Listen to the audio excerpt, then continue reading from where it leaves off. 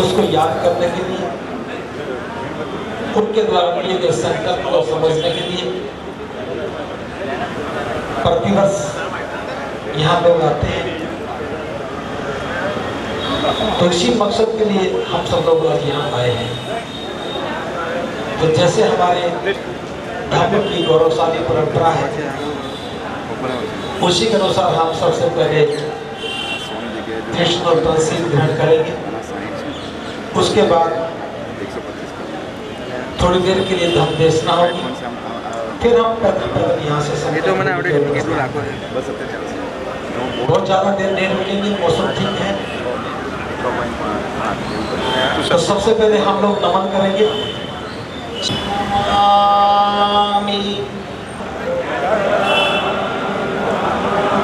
झुकिए।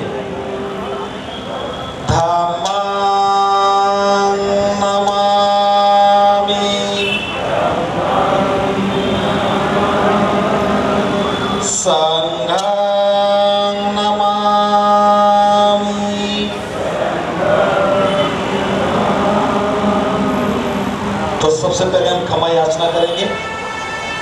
ओकाश वंदामि भन्ते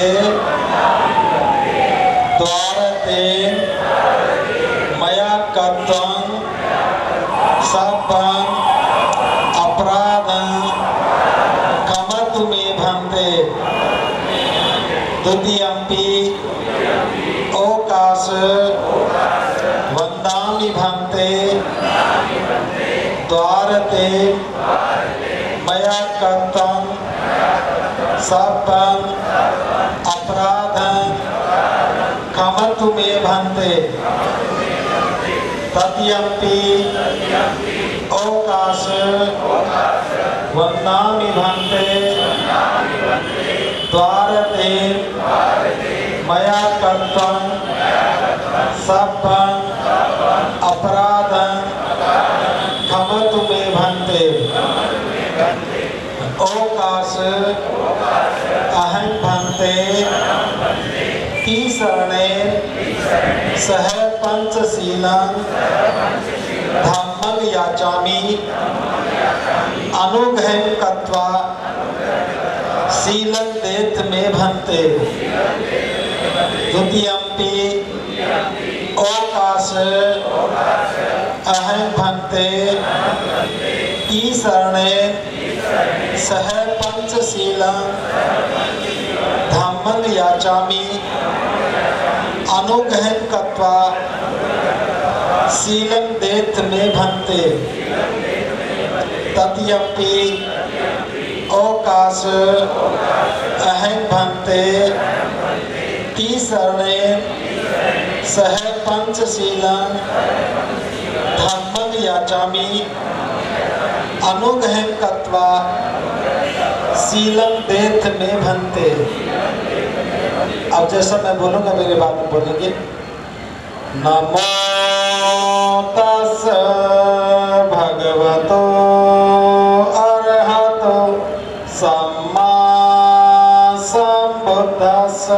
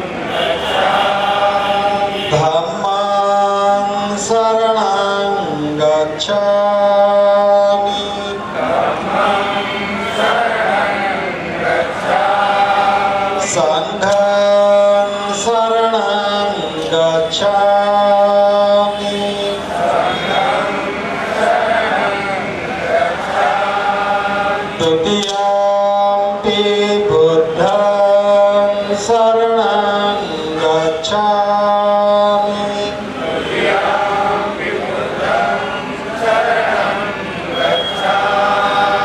द्वितीयम्पि धम्मं शरणं गच्छामि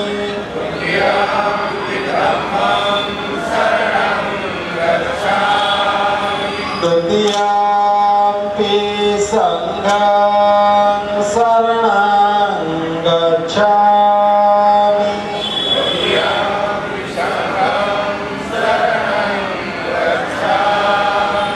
तृतीयम्पि बुद्धं शरणं गच्छामि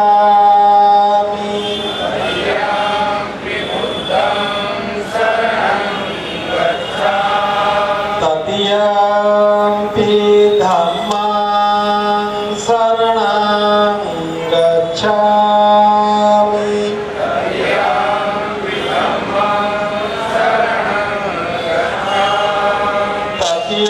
तृतीयम्पि संघं शरणं गच्छामि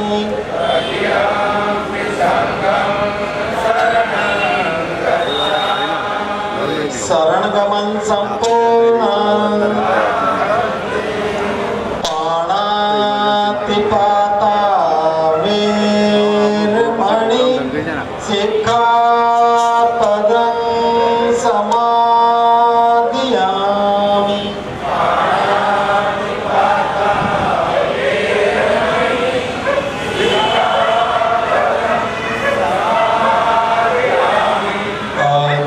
अदिन्नदाना वीरमणि सिक्खापदं समादियामि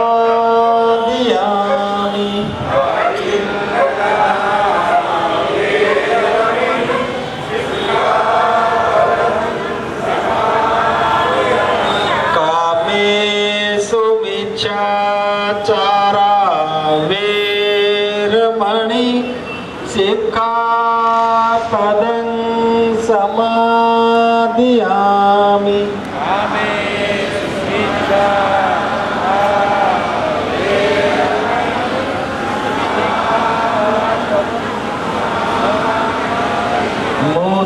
मुसावदा वीरमणि सिक्खापदं समादियामि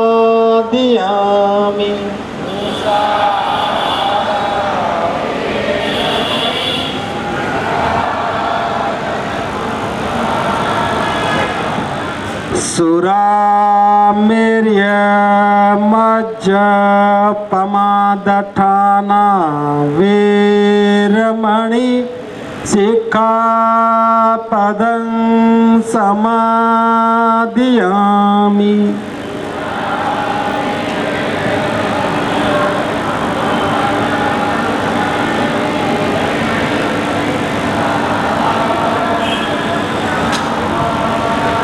साधु साधु साधु बुद्धं नमामि नमन करें धम्मं नमामि संघं नमामि। आज का दिन हमारे लिए विशेष महत्व का दिन है। ये 23 सितंबर का दिन हम संकल्प दिवस क्यों मनाते हैं, थोड़ी सी भूमिका बनाते हुए आपको बताऊंगा। बाबा साहब जब बड़ौदा में नौकरी करने के लिए आए, बड़ौदा में नौकरी करने का निर्णय बाबा साहब का नहीं था। जो बड़ौदा के महाराज सयाजी गायकवाड़ जो थे, उन्होंने छात्रवृत्ति दी थी उच्च शिक्षा के लिए, और उस छात्रवृत्ति के साथ एक शर्त रखी थी कि विदेश से पढ़कर आने के बाद 10 वर्ष तक बड़ौदा रियासत की सेवा करनी पड़ेगी। ये एक अनुबंध हुआ। उसी अनुबंध के तहत 2 वर्ष के लिए छात्रवृत्ति मिली। उसके बाद 1 वर्ष और छात्रवृत्ति की सीमा बढ़ा दी। बाबा साहब 4 वर्ष के बाद लौट करके आए। आने के बाद उन्हें इसी रियासत में, इसी भवन में, ये जो कमरा आपने देखा, इसी कमरे में उनको बैठने के लिए जगह दी और फाइनेंस सेक्रेटरी का उनको पद दिया, क्योंकि जिम्मेदारी बड़ी थी। किसी शासन के अर्थ के विभाग को देखना बहुत बड़ी जिम्मेदारी होती है। लेकिन यहाँ नौकरी करने के लिए जब बाबा साहब आए तो उनका अनुभव अच्छा नहीं रहा। यहाँ से रेलवे स्टेशन ज्यादा दूर नहीं। स्टेशन पर बाबा साहब आए तो ये उम्मीद करते थे, ये उम्मीद थी कि कोई न कोई अधिकारी उन्हें लेने के लिए आएगा, लेकिन वहां कोई नहीं पहुंचा। बाबा साहब स्वयं यहाँ चले आए और जब बाबा साहब यहाँ आए तो यहाँ एक गहरा सन्नाटा था, एक बड़ी खामोशी थी, क्योंकि आज तक कभी हुआ नहीं, वो होने वाला था। इस देश की जाति व्यवस्था में बाबा साहब जिस जाति से आते थे, वह जाति की व्यवस्था में निम्न पायदान पर आती है। तो यहाँ सबके मन में पहले से तैयारियां बन चुकी थी कि जो डॉक्टर भीमराव अंबेडकर यहाँ आने वाले हैं, उनके साथ कैसा बर्ताव करना है। इस कमरे में अभी आपको कारपेट बिछी मिली है। ऐसी कारपेट उस समय भी थी। रंग हो सकता अलग हो, लेकिन कारपेट थी। जब बाबा साहब अंदर आए तो उस कारपेट को समेट लिया गया। बैठने की कुर्सी कोने में डाल दी। चपरासी भी दूर से फाइल फेंकता था। बाबा साहब इस दुनिया की बेहतरीन विश्वविद्यालय से शिक्षा लेकर के आए थे। समता क्या है, समानता क्या है, बंधुता क्या है, ये सब वहां सीखा था। और यहां तो कदम कदम पर अपमान। पास में चाय की दुकान थी, कैंटीन थी, उसमें भी एक मुसलमान नौकर था। जब वो होता तो चाय पिला देता था, अगर वो नहीं होता तो कोई चाय भी नहीं पी देता था। चपरासी ने एक बार पानी का गिलास रखा, दोबारा गिलास को हाथ नहीं लगाया। जब बाबा साहब ने यह काम करना शुरू किया, एक तो जाति के अहंकार और द्वेष का शिकार होना पड़ा, और दूसरी बात, इस वित्त मंत्रालय में, वित्त विभाग में जितने भी लोग काम करने वाले थे, वो सारे बेईमान लोग थे। बाबा साहब ने एक के बाद एक गलतियां पकड़ी, उनके भ्रष्टाचार के मुद्दों को उजागर किया, तो उन्हें सहन नहीं हुआ। क्योंकि बाबा साहब ईमानदार थे, और ईमानदार आदमी से चोर आदमी घबराता है। पूरे देश में जाति का द्वेष बहुत गहरा था। अब बाबा साहब एक बड़े अधिकारी, लेकिन बड़ौदा के किसी भी होटल ने रहने को जगह नहीं दी, किसी मित्र ने जगह नहीं दी। पारसियों की धर्मशाला में बाबा साहब ने 10 दिन बिताए। जब यहाँ के दफ्तर के लोगों को और कोई बस नहीं चला, तो उन्होंने पारसी लोगों को भड़काया, और वो भी उनको मारने के लिए लाठियां लेकर के गए, सामान को बाहर फेंक दिया। बाबा साहब ने उनसे कहा कि मुझे 1 सप्ताह की मोहलत दे दो, हो सकता है मैं रहने की कोई और व्यवस्था कर लूं। लेकिन उन्होंने एक नहीं मानी और कहा कि इसी समय खाली कर दो। थोड़ा सा सामान था, बाबा साहब ने समेटा और दफ्तर में आए, आकर से नौकरी से त्याग पत्र दिया और त्याग पत्र देने के बाद यहां से मात्र 1.5 किलोमीटर दूरी पर सयाजी पार्क है, सयाजी गायकवाड़ पार्क। उसके पास से छोटी सी नदी बहती थी। नदी आज भी है, लेकिन आज पानी नहीं है। उसी नदी के किनारे पर पार्क के साथ में एक बड़ा बोधि वृक्ष था।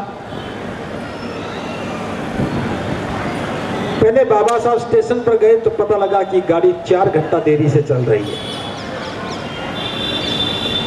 तब बाबा साहब उस बोधि वृक्ष के नीचे आकर के बैठ गए और सोचते रहे कि मैंने विदेश में जाकर के इतनी बड़ी शिक्षा हासिल की, इसके बावजूद भी मेरा कोई अपराध नहीं है, तब भी मेरे साथ इतना भेदभाव क्यों करते हैं। उस सारी व्यवस्था को बाबा साहब देख रहे थे। महाराज सयाजीराव गायकवाड़ से भी निवेदन किया था कि मेरे रहने की व्यवस्था कर दो। उन्होंने भी असमर्थता जताई। बाबा साहब के कुछ मित्र भी थे जो अच्छे थे, हाँ तो भर ली, लेकिन बाद में संदेशा भिजवा दिया, मैं तो ठीक हूं, मुझे कोई आपत्ति नहीं, लेकिन मेरी पत्नी को बुरा लगेगा, मेरे परिवार को बुरा लगेगा। और उस सब का नतीजा ये हुआ कि बाबा साहब ने केवल नौकरी से त्याग पत्र नहीं दिया, वह 4 घंटे बैठ करके सोचते रहे, मनन करते रहे। उन्हें वो बात भी याद आ रही थी। बाबा साहब के पिता रामजी सकपाल उन्हें अक्सर कहते थे कि एक दिन मेरा बेटा बड़ा होकर के बड़ा आदमी बनेगा। बाबा साहब को लगता था कि पढ़ने के बाद बड़ा व्यक्ति बना जा सकता है, लेकिन यहां आने के बाद पता लगा यहां शिक्षा का महत्व नहीं है, यहां महत्व जाति का है और जाति की श्रेष्ठता को है, जिसको बदला नहीं जा सकता। तब बाबा साहब ने वहां बैठ करके संकल्प लिया कि ये अपमान तो पूरा जीवन होता रहेगा। मैं इतना पढ़ा लिखा हूं, इसके बावजूद भी मेरे साथ राजा के सचिवालय में,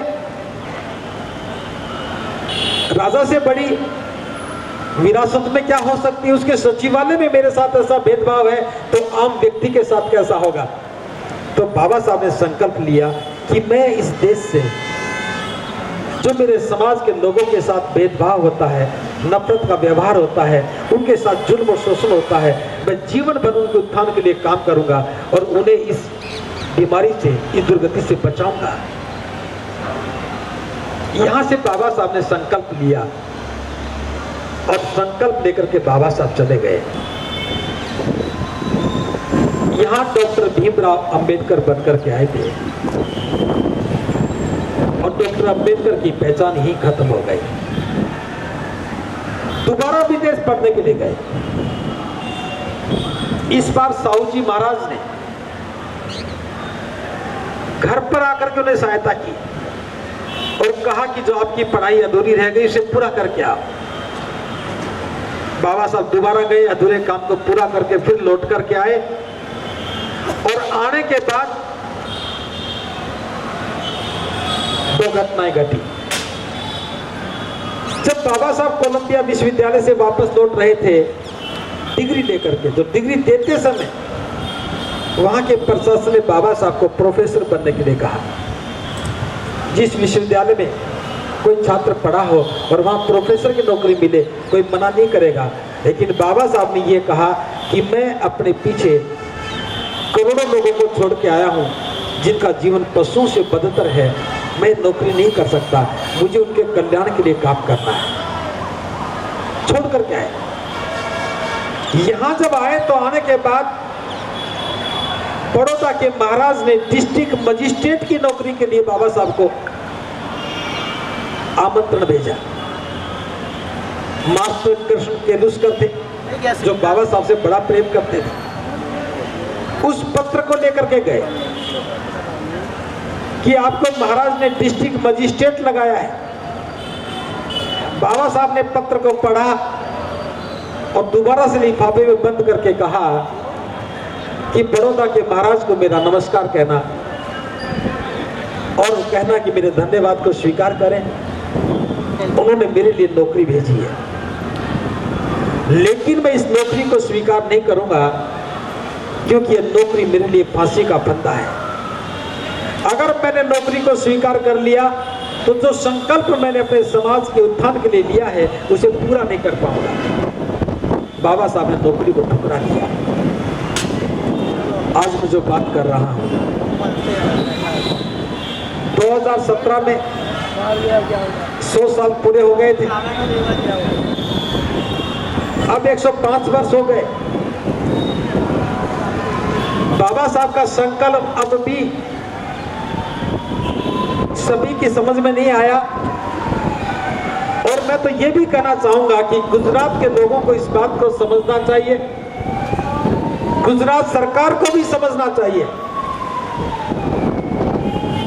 कि इस विश्व के महामानव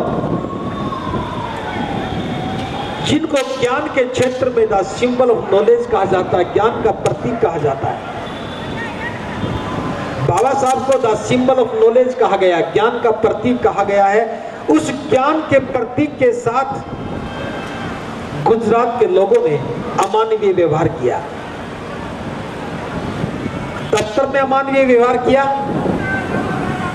बाजार में अमानवीय व्यवहार किया, धर्मशाला में से सामान निकाल के फेंका, वो अमानवीय व्यवहार किया। 105 वर्ष के बाद ही सही समझ में आना चाहिए कि महापुरुष के साथ किया गया अमानवीय व्यवहार यद्यपि क्षमा के योग्य नहीं है, फिर भी क्षमा तो मांगनी चाहिए। जब 2015 में हम आए, इस सारे परिसर को देखा, इस भवन का जो पहला कमरा है जिसके आगे पोर्च लगा है, उस समय इसके 2 दरवाजे थे, अब एक दरवाजा हटा दिया गया। हमने पूछा इस कमरे को बंद क्यों कर रखा है, उसको स्टोर बना रखा था। सभी ने पूछा जी स्टोर बना रखा, हमने कहा कितने वर्षों से, तो कहा जब हम आए तो स्टोर ही था। हमने कहा किसी बिल्डिंग का पहला कमरा जिसके आगे पोर्च बना हो, जहां अधिकारी की कार रुकती हो, उस पहले कमरे को स्टोर कैसे बनाया जा सकता है? क्योंकि बाबा साहब ने यहाँ नौकरी की थी, बाबा साहब के कारण ये कमरा अपवित्र हो गया था, इसलिए इसको स्टोर बना दिया गया ताकि दोबारा किसी को आने का मौका ना मिले। जब हमने दरवाजा खुलवाया, सामान निकलवाया तो देखा कि यहाँ चेस्ट भी है, पैसा रखने की तिजोरी भी है, क्योंकि बाबा साहब फाइनेंस सेक्रेटरी थे, धन का लेन देन था, तो चेस्ट भी थी। ये दोनों प्रमाण बता रहे थे कि बाबा साहब इसी कमरे में बैठते थे। तो यहाँ के प्रशासन से बातचीत करने के बाद इस कमरे को खुलवाया। मैं साधुवाद देता हूँ यहाँ के प्रशासन को, उन्होंने इस बात की गंभीरता को समझा और ये कमरा खोल करके बाबा साहब के प्रति अपने श्रद्धा सुमन अर्पित किए। तो 2015 से हर साल यहाँ का प्रशासन इसकी सफाई करवाता है, सजावट करवाता है और बाबा साहब बुद्ध की प्रतिमा को हम सब लोग आकर के पुष्प अर्पित करते हैं, उनके संकल्प को याद करते हैं। अभी काम पूरा नहीं हुआ। जिस जगह बाबा साहब 4 घंटे बैठ करके इस अमानवीय अत्याचार के बारे में सोच रहे थे, जब संकल्प ले रहे थे, वो इस देश की सामाजिक व्यवस्था को बदलने के लिए मील का पत्थर बना है। चाहिए था कि उस सयाजी पार्क को एक संकल्प पार्क के रूप में विकसित करके बाबा साहब से क्षमा याचना करने का काम करना चाहिए था। लेकिन 105 वर्षों के बाद वहां निर्माण तो हुआ, लेकिन निर्माण पीपीएल हुआ, बहुत गरीबी का हुआ, छोटा सा हुआ। और हम तो ये भी कहते हैं अगर सरकार जिम्मेदारी समझती है तो ये काम करे, और नहीं समझती तो हमें अनुमति दे। सारा समाज मिलकर के वहां एक भव्य संकल्प भूमि का निर्माण हम कर सकते हैं, और वो राष्ट्र के लिए गौरव की बात होगी कि जिस जगह बाबा साहब का अपमान हुआ वो लोगों के लिए आज प्रेरणा का स्रोत बन गया। जिस पारसी धर्मशाला में बाबा साहब का सामान फेंका गया, हमारी मांग है कि उस पारसी धर्मशाला को बाबा साहब अम्बेडकर के नाम से स्मारक में बदल दिया जाए। पारसी समाज के लिए वो जमीन का टुकड़ा कोई महत्व की बात नहीं है, लेकिन इस देश के करोड़ों लोगों के लिए वहां से आकर के प्रेरणा लेने की बात है। हमारी मांग जब तक चलती रहेगी जब तक आप इसकी महत्ता को ना समझें। लेकिन कुछ बातें मैं आपसे भी कहना चाहता हूं। बाबा साहब ने एक बार संकल्प लिया और जीवन पर्यंत उसे पूरा करने के लिए काम किया, लेकिन क्या हम बाबा साहब को समझ पाए? बाबा साहब के जीवन का अंतिम फैसला था बुद्ध की शरण में जाना। बाबा साहब ने अपने जीवन के अंतिम समय में जो फैसला लिया, बुद्ध की शरण में गए। उसके बाद बाबा साहब दुनिया से विदा हो गए। क्या बाबा साहब के अनुयायियों के लिए यह महत्वपूर्ण बात नहीं थी कि हम अपने जीवन की शुरुआत बाबा साहब के अंतिम फैसले से करते हैं? जो बाबा साहब के जीवन का अंतिम फैसला था वो हमारे जीवन की वहां से शुरुआत होनी चाहिए थी। हमें बौद्ध बनना चाहिए था। क्यों बनना चाहिए था? इस बात को समझिए। बौद्ध बनना कोई धर्मांतरण नहीं है। बौद्ध बनना जीवन का रूपांतरण है। इस देश की जो जातिगत मानसिकता है, जातिगत भेदभाव है, छुआछूत की मानसिकता है, ये अमानवीय है। और हम सब लोगों को, बाबा साहब के अनुयायियों को समझना चाहिए, जब तक ये जाति बनी रहेगी, जब तक ये जाति बनी रहेगी, ये भेदभाव बना रहेगा, और भेदभाव बना रहेगा तो छुआछूत बनी रहेगी। व्यक्ति व्यक्ति के बीच में दीवार खड़ी रहेगी। अगर बाबा साहब की बंधुता की भावनाओं को समझ रहे हैं, इंसानियत की भावनाओं को समझ रहे हैं, तो ये हमारा पहला दायित्व बनता है कि बाबा साहब को पुष्प अर्पित करने से पहले हमें इस जातिवाद के दलदल से बाहर निकलना चाहिए। ये जातिवाद, ये भेदभाव, ये मानव हित में नहीं है। इस देश को अगर एक बनाना है, इस देश को मजबूत बनाना है, इस देश के प्रत्येक व्यक्ति को भाई समझना है, तो जातिवाद जैसे घृणित व्यवस्था से बाहर निकलना चाहिए। और इसको बाहर निकलने के लिए, इससे बाहर निकलने के लिए सिर्फ एक ही मार्ग है, वो बुद्ध का मार्ग है। बुद्ध के मार्ग में कोई जाति पाति नहीं है, कोई भेदभाव नहीं है, कोई छोटा और बड़ा नहीं है। और ये बात मैं समझा देता हूं। बाबा साहब ने बताया बुद्ध के धम्म में जाति क्यों नहीं है। जैसे पहाड़ों से नाले निकलते हैं, छोटे छोटे नाले मिलकर के बड़े नाले बन जाते हैं, बड़े नाले मिलकर के नदी बनते हैं, और वहां से नदी का नाम शुरू होता है। ये गंगा नदी है, यमुना है, गोदावरी, रावी, व्यास, नर्मदा। देश में सैकड़ों नदियां हैं, जहां से चली और सैकड़ों मील चलती है, नदी नदी रहती है, वही नाम रहता है, वही पहचान रहती है। लेकिन जो ही नदी समुद्र में चली जाती है वो समुद्र बन जाती है, उसका नाम और उसकी पहचान खत्म हो जाती है। बाबा साहब कहते हैं हमारा बौद्ध धर्म समुद्र की तरह से है। कोई व्यक्ति किसी भी जाति में पैदा हो, किसी भी गोत्र में पैदा हो, लेकिन जब वो धर्म की शरण में आता है तो वो समुद्र हो जाता, बौद्ध हो जाता है, जातियां खत्म हो जाती हैं, जाति की पहचान खत्म हो जाती है। जिन्होंने ताली बजाई है वो जरूर सुने। ताली बजाने में भी जोर लगा होगा, जाति को खत्म करने में इतनी ताकत की आवश्यकता नहीं है। जाति को तो नकारना है, डिक्लेयर करना है कि मैं बौद्ध हूं और मेरी कोई जाति नहीं है। आप अगर इस काम को कर लें, यद्यपि मैं हर बार कहता हूं लेकिन गुजरात के लोग जय भीम तो बड़ा जोर से करते हैं, लेकिन जाति को भी उतनी जल्दी मजबूती से पकड़ के बैठे हैं। पहले तो वाघेला भाई बनेंगे, फिर नाम बताएंगे। पहले तो परमार भाई बोलेंगे, फिर नाम बताएंगे। जाति पहले बताएंगे, नाम बाद में बताएंगे। इसी जाति ने बाबा साहब का अपमान किया था। अगर संकल्प भूमि पे आए हैं तो नाम के पीछे जो जाति की धूम लगी है, इसको त्याग करके जाने का संकल्प करो। ताली वही बजाए जो ये फैसला करके जाए। मुझे तालियों की आवश्यकता नहीं है, लेकिन जो फैसला करके जाए कि आज के बाद वो जाति का नाम इस्तेमाल नहीं करेगा और बुद्ध की शरण में जाके बौद्ध बन जाएगा, तो यहां आने का हमारा मकसद पूरा हो जाएगा। दूसरी बात, हम आते हैं, बाबा साहब को मानते हैं, लेकिन व्यवस्था नहीं बदल रहे। हम देख रहे कि महाराष्ट्र से काफी महिलाएं आई हैं, उपासिकाएं आई हैं, बहुत हैं, इसमें कोई संदेह नहीं। इतना पता लग गया कि लाल टिक्का हमारा नहीं, लेकिन टिक्का नीला हो गया। टिक्के का रंग बदल देने से व्यवस्था नहीं बदलती। इसलिए बता देता हूं सभी महिलाओं को कि माथे में ना लाल पीला काला कैसा भी टिक्का मत लगाओ। कोई मंगलसूत्र नहीं, मंगलसूत्र का तो काम करने का सूत्र है मंगल। आप मंगल काम करो, मंगलसूत्र मत पहनो। बौद्ध धर्म में सारे ही मंगलकारी होते हैं, अच्छे काम होते हैं। अच्छे काम करो।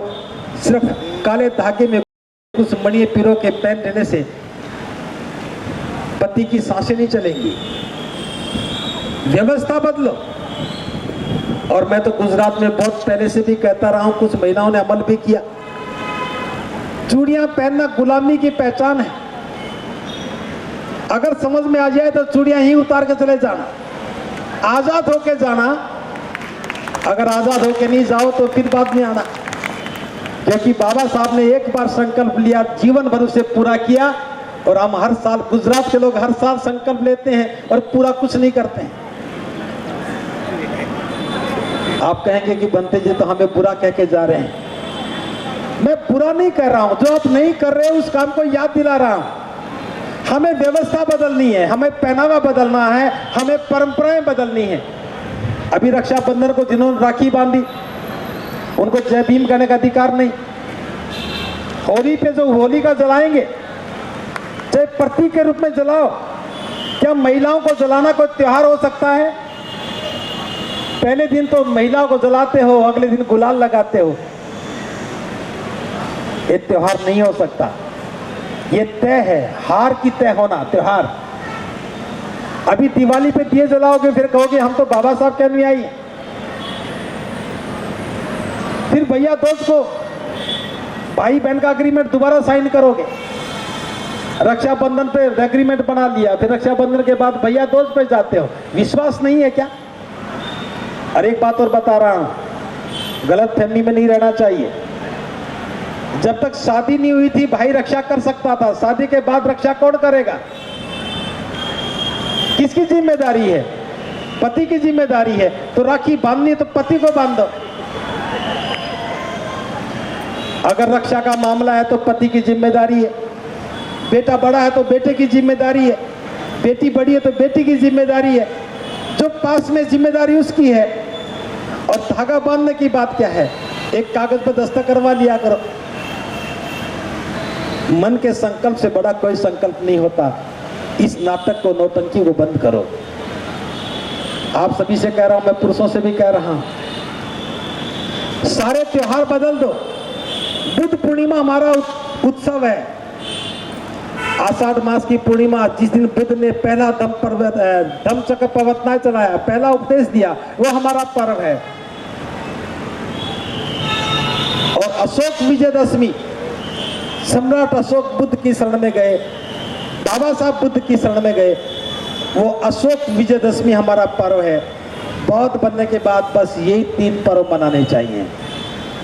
बुद्ध पूर्णिमा, आषाढ़ मास की पूर्णिमा, धम्मचक्र प्रवर्तनाएं और अशोक विजयदशमी। बाकी महापुरुषों की जयंतियां मनाओ, कोई मनाई नहीं है, लेकिन कोई व्रत नहीं करना। अभी करवा चौथ का व्रत आएगा, महिलाएं भूखी मरेंगी, पति चांद पे पहुंच जाएंगे। हाथ में छलनी लेके देखेंगे पति तो चांद पे है। अज्ञानता का पोषण मुक्ति का साधन नहीं हो सकता। 364 दिन तो चंदा मामा गीत गाएंगी, बच्चे को चुप भी कराएंगे, देखो चंदा मामा, और एक दिन के लिए चंदा पति बन गया।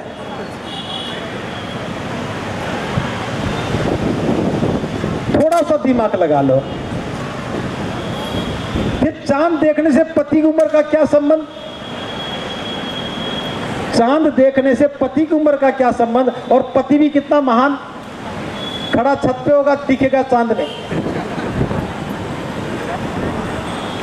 अनपढ़ थे, कोई बात नहीं, समझ में नहीं आ रही थी, अब तो समझ जाना चाहिए। एक छोटा सा जीवाणु देखना तभी टेलीस्कोप लगाते हैं, माइक्रोस्कोप लगाते हैं, और आटा छालने की छलनी टेलीस्कोप बन जाती है। अज्ञानता का पोषण मत करो। बात नहीं है, बात सिर्फ इतनी सी है कि आप कितने समझदार हैं। अब आपको भी कहता हूं कि डुबकी मत लगाओ पानी में, ना जीते जी ना मरने के बाद अस्थियां लेके पानी में डुबकी मत लगाओ। और अंधविश्वास से बाहर निकल जाओ। गुजरात में तो बहुत ज्यादा अंधविश्वास है। अगर बाबा साहब ठीक से समझ में आ जाएं तो बस इतना कर, अपनी पहचान बनाओ, सफेद कपड़े में यहां आना शुरू करो, सारी परंपराओं को, कुरीतियों को छोड़ करके जो बौद्ध परंपराएं हैं, बिना दहेज के शादी करो, बिना बैंड बारात के शादी करो, मरने के बाद अस्थियों पर पेड़ लगाओ, मरने के बाद अस्थियों को पानी में मत बहाओ, और कोई कर्मकांड मत करवाओ। किसी प्रकार की पूजा नहीं, किसी प्रकार का चढ़ावा नहीं, किसी प्रकार की धार्मिक यात्रा नहीं। अगर यात्रा करनी है तो बोध गया जाओ, सारनाथ जाओ, कुशीनगर जाओ, संकल्प भूमि में आओ, दीक्षा भूमि में जाओ। बहुत विरासत गुजरात में बहुत है, जूनागढ़ में बहुत सारी गुफाएं हैं, इनकी यात्राएं करो। और यहाँ आए हो तो संकल्प लेके जाओ कि हमें जीवन को श्रेष्ठ बनाना है, और बाबा साहब का जो मकसद था उसे हमें पूरा करना है। बस ज़्यादा बात न करते हुए इसी बात के साथ मैं विराम देता हूँ कि आप लोग आए हैं, आपका बहुत बहुत बधाई हो। बाबा साहब ने संकल्प लिया और जीवन भर उसे पूरा करने का काम करते रहे। अब जिम्मेदारी हमारी है, क्योंकि बाबा साहब दुनिया से जा चुके हैं। अब हमें उनके संकल्प को पूरा करना है, और उनका संकल्प कब पूरा होगा? जब हम बदलेंगे, हम अपना जीवन बदलेंगे, जीवन को श्रेष्ठ बनाएंगे, जीवन हमारा सुंदर बनेगा और सपना बाबा साहब का साकार होगा। बहनी शब्दों के साथ मैं अपनी बात को विराम देता हूँ और साधुवाद देता हूँ गुजरात के लोगों को जिन्होंने सुंदर प्रबंध किया, और कल्पित भाई, उनके टीम को, सारी टीम को बहुत बहुत साधुवाद कि आपने सुंदर प्रबंध किया। आपको सबके लिए संकल्प दिवस की हार्दिक मंगल कामनाएं। भवतु सब मंगलम। भवतु। हुआ है नीला आसमां, है नीली नीली ये धरा, संकल्प भूमि चलो, संकल्प भूमि चलो, बड़ोदरा बड़ो